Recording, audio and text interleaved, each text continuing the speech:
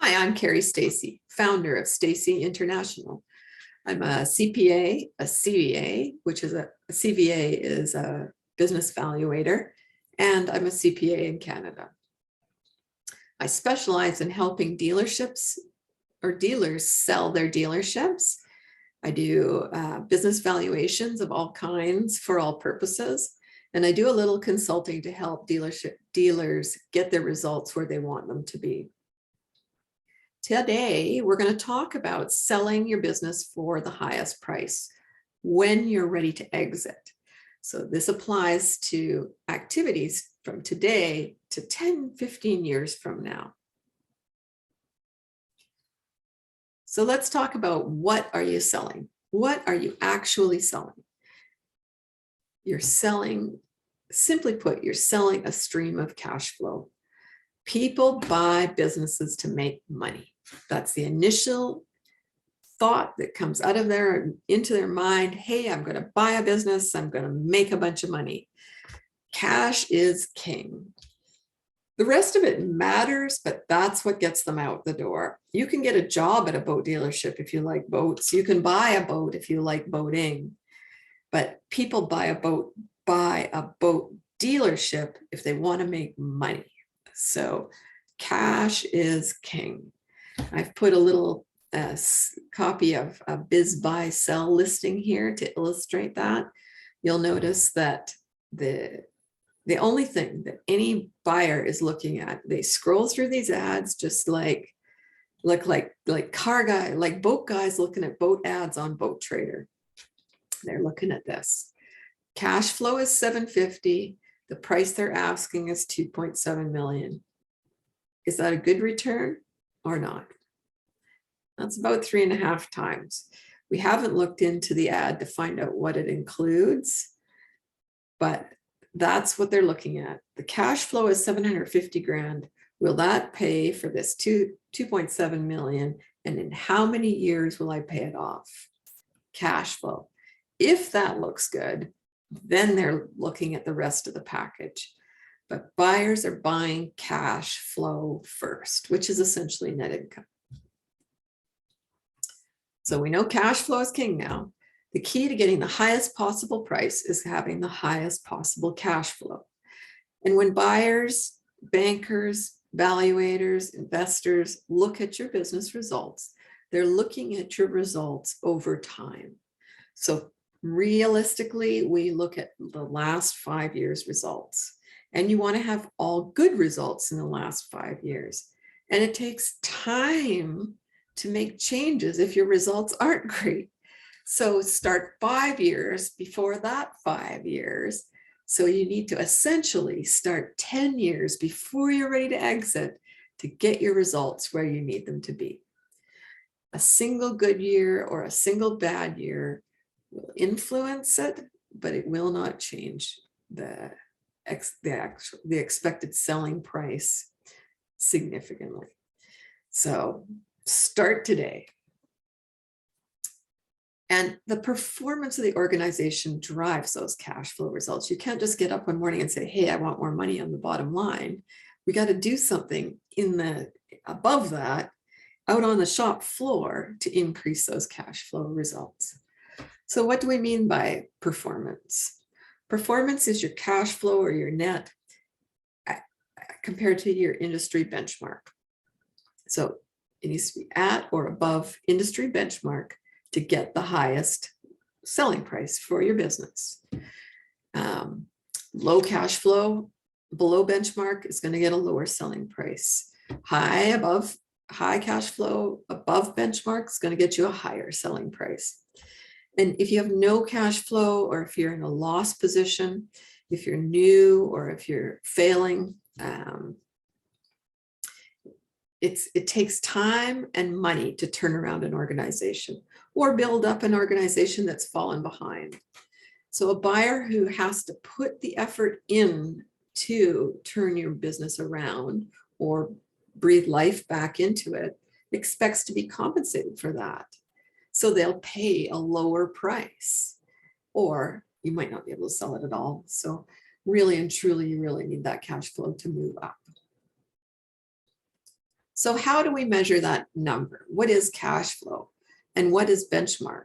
And how do you compare the two? Well, if I'm looking at two different businesses and both have $500,000 a year net on the bottom line, are they equal?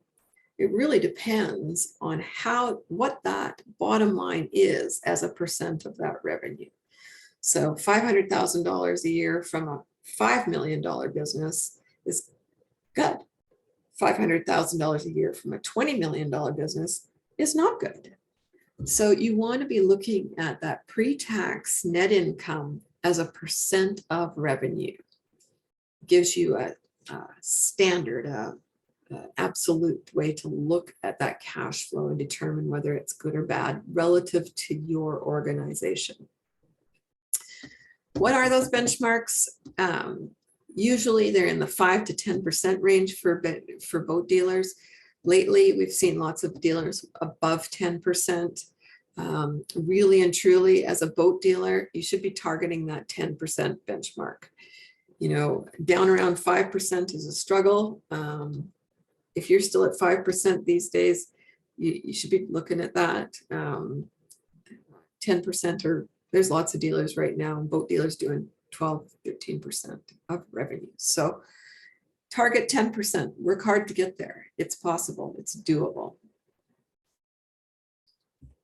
How do you get that number up? Improving. It's really important to be driving that number up every day. So as you're going through all of your days, is there anything that you can do to be improving the ongoing profitability of your organization? So when you think about things like lean manufacturing and Kaizen, where Kaizen, they fix stuff right away. In one dealership, I went in and screwed work order racks to the whole wall because nobody could find the work orders. Hours a day were spent running around all over the dealership looking for these bundles of paper. Where are the work orders?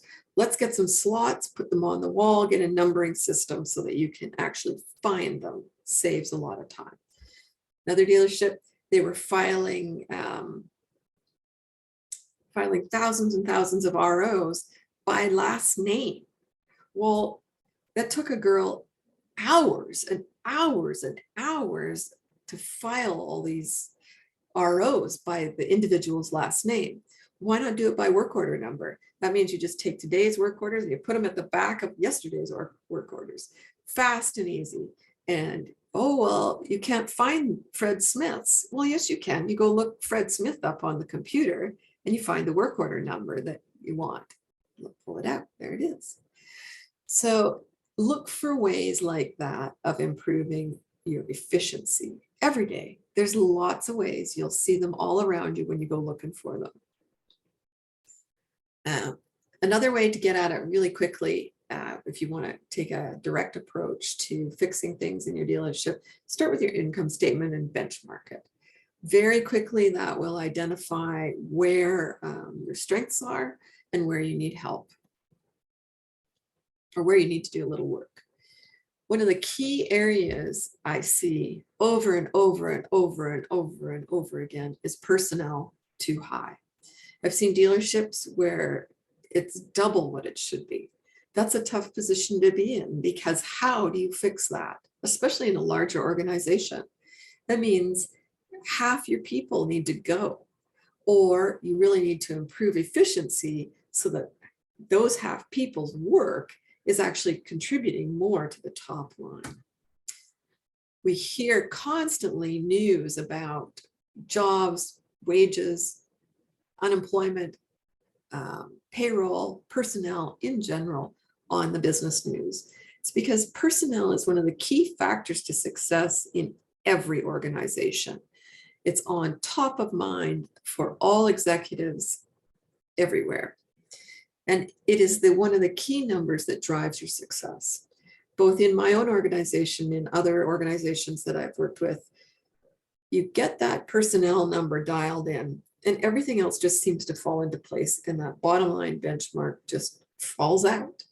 Personnel is the key to success. So let's talk about some strategies for managing those payroll costs. So target payroll costs for your boat dealership should be 11 to 12% of revenue. So if you have a $10 million a year in revenue dealership, your payroll cost should be 1.1 to 1.2 million. And I got to tell you, every day I see a huge variety of places that business owners squirrel wages away into different categories, kind of like they're hiding them from themselves. If it's over here, it's really not payroll, it's selling expenses. Nope, it's payroll. If it costs you too much to get that sale, what's the point of having the sale? So take all the payroll out of all of the little nooks and crannies. Ensure you're capturing benefits, payroll taxes, training, that's an investment in your people. All of those costs, lump them all together and do this calculation. Find out where you are.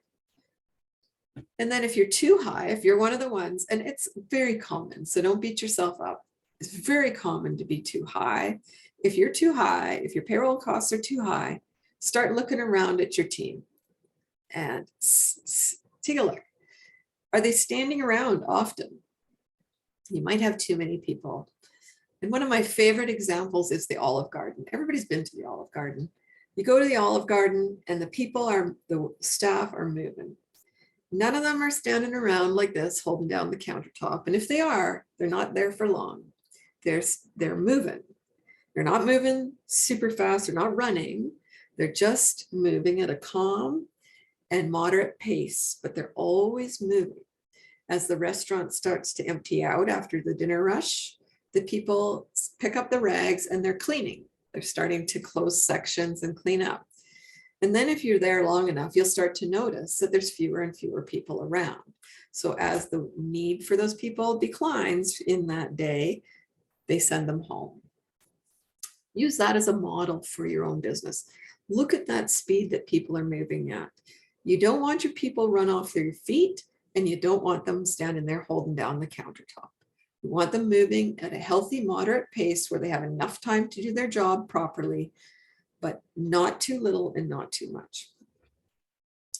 So if your people are very busy, what about that? Lots of dealerships, they're frazzed. They're just like, I got too much. I don't know how to do it. Or I don't know how to get through all this. Do some analysis on your pricing first. Oftentimes what we're seeing, particularly now in dealerships, is wages have risen. And dealers don't notice it, but they've always charged this much for their stuff, and they're still charging this much. Well, if you're here and your wages have risen up to here, suddenly that margin's less. So suddenly your personnel is a much higher percentage of that revenue. So go back and look at your pricing models. Are they good enough? Are they right? Because if you've fallen behind on your pricing, that's your first step. And as soon as you can charge more for those people, maybe there's enough space to hire somebody to take the pressure off all those people who are overworked.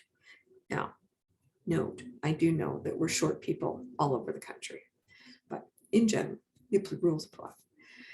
If you then look around and your people are really busy and your pricing is right, what's going on then? But you're still above on your benchmark. What do you do then? Well, then you got an efficiency problem. So then you start looking at what people are doing and how they're doing it. And so some of the things I've seen that's great is you get the sales guys. They're not using that dealer management system because that's not good. We don't like that. I've seen salesmen writing up on paper their deals. I've seen salesmen using different systems, old systems, no systems, because they won't change to the new dealer management system. And management doesn't want to cause any dust up with those salesmen because they're the guys who bring in the big bucks. Well, let me tell you, the salesman got to change. Get a trainer in, get somebody else. You don't like to, it's no good to teach your own kid how to drive. Same applies here. Get an objective trainer in to train these guys. They know what they're doing. They'll do a good job. And don't give them the option. Because even if they went to the dealer across the road, they're still going to be required to use a dealer management system. You will not lose them. They will learn to use your dealer management system. And a side benefit to that problem is you're probably undercharging for your parts and accessories and your labor on your new units. So all of that will bump up too, because the dealer management system will capture it properly. So let's talk about tax. So in all labor-based industries, whether it's HVAC or auto shops or your dealership service shop, technician wages should approximate 30% of labor wages. So that includes customer pay, internal, and warranty. 30%. Again, find it all, look at it together. If it's not there, and quite often I've seen it all sorts of things. I've seen 100% wages. So your labor's here and your revenue's here. You're not making any money. You're not paying for the heat and the light for the shop. You're not paying for the tools. You're not paying for the solvents. You're not paying for the shop supplies. Zero. You're losing money every day that shop is open if your labor and your labor sales are 100% of each other. So look at that. You got to get your efficiency up or get your pricing up. And couple of simple ways that we always talk about improving efficiency in the service shop. And Valerie Zebron is solid gold at training service departments. This is her tip. Be sure those parts are kitted the night before. So before that parts guy goes home, or whoever's responsible for getting the parts for the techs, before they go home at night, they make sure they've got the parts for the next day ready to go for the jobs lined out the next day. One of the great ideas we've seen is to have, those little Rubbermaid carts one for each tech. Two, actually, one beside him for the job he's working on and one getting loaded for the next job. So they just get rolled out. The tech's cleaning up his tools while this boat's being pulled out and the next one's being pulled in, and the cart's being taken away and the next cart's being rolled up. That's efficient. That's lean manufacturing applied to our service shop setting. How about this one? How many of you have a yard man on a forklift moving boats in and out? How many of you have your techs moving your boats in and out? See it all the time. Stop and think about that tech. These days, their charge out rate is about $150 an hour on average, some are a little above, some are a little below that. So that tech on that forklift is costing you $150 an hour. Half an hour is $75. So add $75 of cost to every in and every out of that RO. You can hire a yard man for under $20 an hour. So if you think about it, one additional billed hour by that technician pays for that yard porter for the whole day. And by golly, if we're doing quick jobs, that really multiplies quickly. If he's doing a 3-week job, it doesn't matter that much. But if he's doing a 3-hour job and you've got 2.5 or 3 of them in a day, boy, oh boy, think about the cost of that. So think about that. Get your high-priced techs off the forklift. Some other ideas for managing your personnel costs. Consider part-time and seasonal staff. The dealership industry has not done a great job of bringing in, embracing the part-time seasonal staff business model, but it's a great solution. Personally, I've hired and seen done hiring semi-retired folks. Everybody's seen the movie The Intern. It's not unusual. Lots of people, especially given this pandemic, have been retired out early or chosen to retire, but very quickly they run out of things to do, or they need more money, or they just want some human interaction. People like people, and lots of people like boats. So you can find some very good semi-retired people who maybe want to work from April to October, and then they want to be snowbirds and go away for the winter. Costs you nothing over the winter, and you've had this great guy all summer. And those guys come often with a world of knowledge that may or may not be exactly the same, but it's highly applicable.